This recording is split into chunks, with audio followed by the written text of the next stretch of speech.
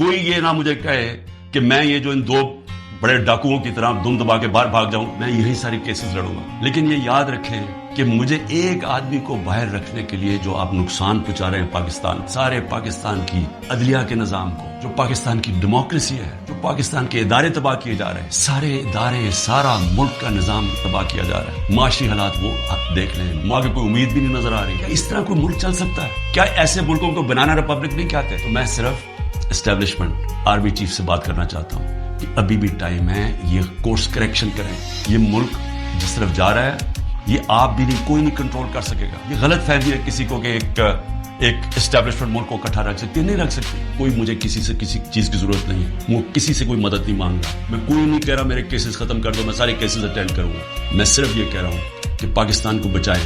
یہ ملک جس طرف جا رہا ہے، یہ جس طرف یہ لے کے جا رہے ہیں، نفرتیں بڑھ رہی ہیں، اداروں کے خلاف نفرتیں بڑھ رہی ہیں. یہ ہمارے ملک کی تباہی ہے، یہ دشمنوں کا فائدہ ہے.